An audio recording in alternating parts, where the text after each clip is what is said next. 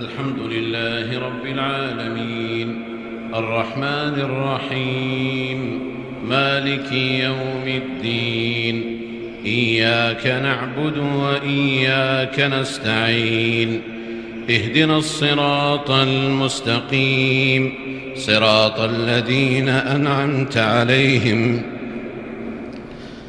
غير المغضوب عليهم ولا الضالين آمين. ألف لام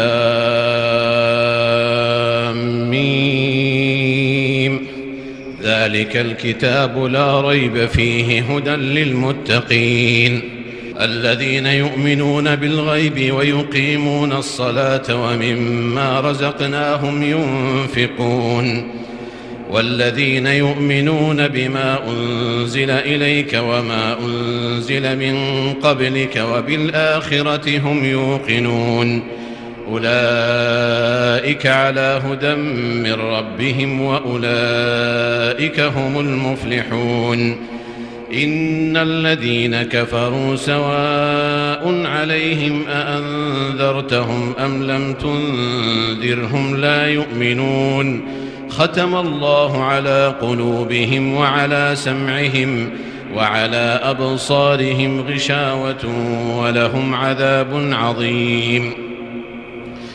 ومن الناس من يقول آمنا بالله وباليوم الآخر وما هم بمؤمنين يخادعون الله والذين آمنوا وما يخدعون إلا أنفسهم وما يشعرون في قلوبهم مرض فزادهم الله مرضا ولهم عذاب أليم بما كانوا يكذبون.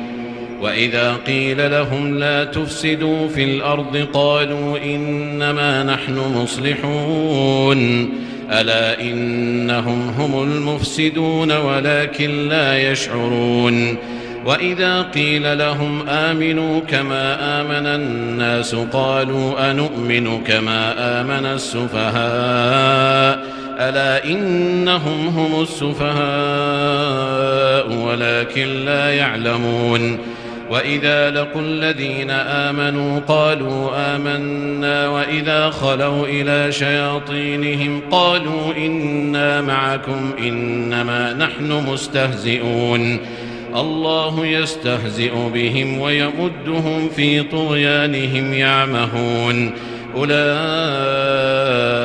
الذين اشتروا الضلالة بالهدى فما ربحت تجارتهم وما كانوا مهتدين. مثله كمثل الذي استوقد نارا فلما أضاءت ما حوله ذهب الله بنورهم وتركهم في ظلمات لا يبصرون صم بكم عمي فهم لا يرجعون. أو كصيب من السماء فيه ظلمات ورعد وبرق يجعلون أصابعهم في آذانهم من الصواعق حذر الموت والله محيط بالكافرين.